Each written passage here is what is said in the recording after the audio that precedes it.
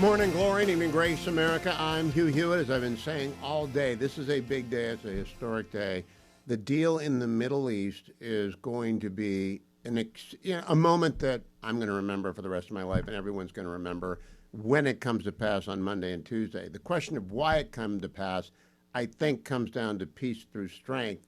And I wanted to talk to someone who knows about that, so I asked Senator Kevin Cramer if he wouldn't join us. Senator Cramer represents North Dakota. He is a senior member of the Senate Committee on Armed Services. He got a lot of military men and women. We got to talk about the shutdown and whether or not they're going to get paid next week as well.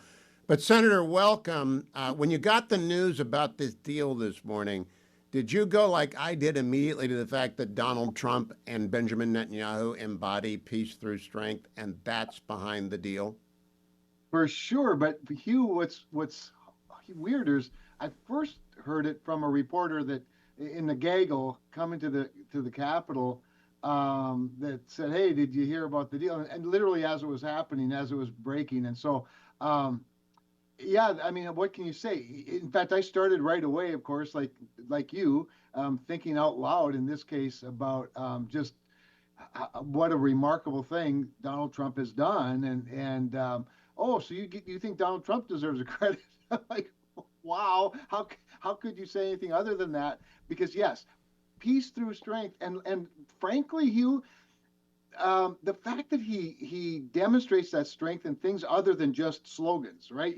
We all say peace through strength, and it is a bit of a slogan, but it also means something because it's also an attitude, and he has absolutely put the world on notice multiple times. You'd think they'd learn sooner that he is capable of doing what he says he will do, and he has the means to do it.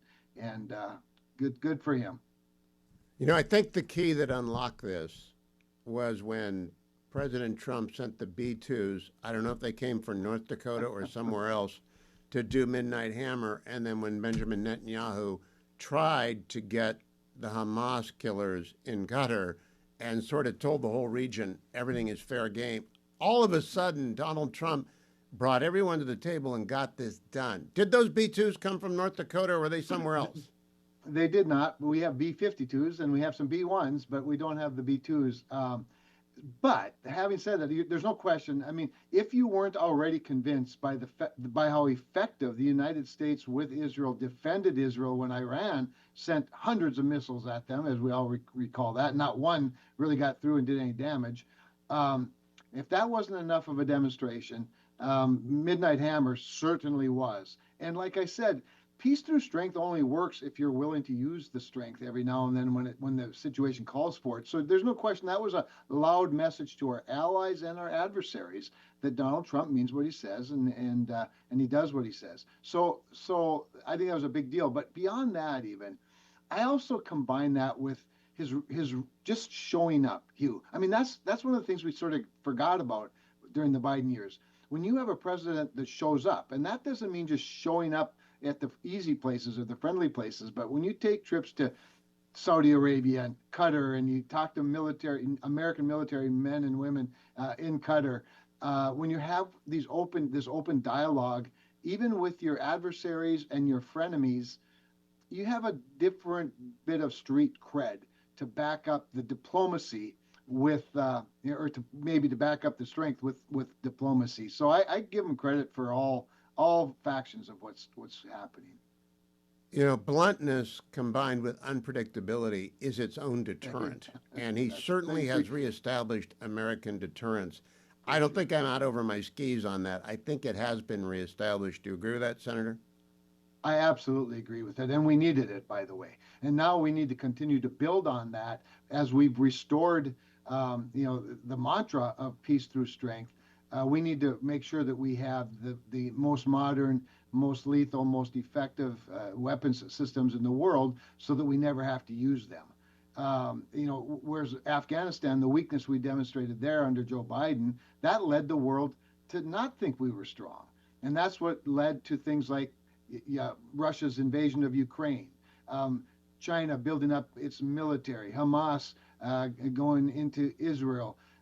These are not accidents. And so, yes, I think we've reestablished that, but I think we have to keep it going because the world is safer when America's stronger. Now, I want to switch over to the shutdown. I first want to thank you for not bringing up the fact that your friend Carson Wentz beat my Browns on this weekend. I'm not. We're just not going to talk about that and what he did to the Browns in But could you London. show some highlights? I got some No, highlights. we're not going to do any of No, that, oh, especially shoot. that last Oh. drive. That was. I don't know if you were watching that. I know he was in your basement a Oh, was lot I growing ever? up. I was So, texting Carson in the locker room. Believe me. oh, it broke a lot of your staff's heart. That's all I'll say. Let me talk a little bit about the shutdown. You do have a lot of military in North Dakota, and you know what I say. E1, E2, they make $2,300 to $2,700 a month. They cannot miss a paycheck, no matter where they live. Can the members of the Senate Democrats get their arms around that? They cannot let these kids miss a paycheck. Uh, Hugh, I'm already surprised at how long they've shut down the government, considering how easy it is for Democrats to want to vote to fund the government. I mean, it's like falling off a log. So there's something different afoot here. But to this specific point you're making, I think we will not know the answer to that until we see what happens next Tuesday, when the actual deadline comes and they are confronted with a up or down, yes or no, black and white, binary choice. Yes, fund the government, or no, keep it unfunded and closed down, knowing that the ramifications will be military men and women making less than $2,500 a month will not be paid, or people making more than that will not get paid as a result of their decision to shut down the government. It is my hope that if nothing between now and then inspires them, that will be the inflection point where they say, okay, never mind. We need to fund this government. Now let's get to the negotiating table and start doing some real appropriating. Now, a complete aside, Jen Kiggins, member of the House from Virginia, has introduced a bill. There's not enough time to get to it. It's easier to just open the government to pay military people through shutdowns. Do you think we ought to pass that as a backstop after this impasse is over? Yeah, and that's a great question, and I think there are lots of things we should be doing to prevent this in the future. Ron Johnson has a bill to prevent the government shutdowns from ever happening. There have been a number of those bills. I do think we should institutionalize continuing resolutions as a part of coming up against the September 30th fiscal year end, and then have some incentives built in that prevent us from doing this ever again, or at least doing the level of damage that we're talking about. To have a standalone to fund the military through shutdowns, I think it's a noble idea. I'd be certainly open to seeing it, hearing it, debating it, having hearings. I will say that I wouldn't be supportive right now of doing it in this situation, because I do think with Democrats as dug in as they are, they have to be. They have to know that they hold the power to either fund the government or not, which means they hold the power to pay our military or not. And I just don't think there are enough hammers to get the Democrats to do the right thing here. So Chuck I'm Schumer. certainly open to it. It's noble. Yeah. Chuck Schumer said we're winning every day of the shutdown. Now, I don't know if he's disconnected from reality or if he just doesn't care about these young men and women in uniform, but they're not winning every day. They're getting crushed every day. Do you talk to your colleagues in the cloakroom, and are they giving them the side eye? Because this is the worst political move I've seen in 35 years of broadcasting.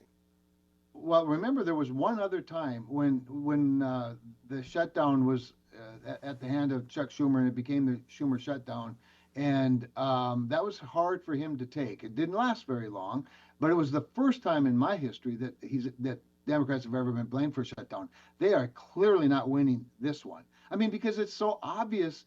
Again, it goes back to that fundamental point. Funding the government's the most easy thing in the world for Democrats. It's what they love. They love the government more than they love anything, and funding it is intuitive to them. So I don't see where he thinks he's winning. And you've seen enough of the polling. I mean, you tell those military men and women next Wednesday, when we put up the continuing resolution to fund the government, for 6 more weeks or whatever the timeline would be, if Democrats are the only people voting no, and Republicans are the only people voting yes, you can't claim that you're winning. By the way, I don't think there are winners of government shutdowns, but I know what he means. This is not a Yeah. political winner for him. And there are rank and file Democrats that are getting weary of defending the indefensible. Yeah, John Fetterman, Angus King, of course, independent, but serious about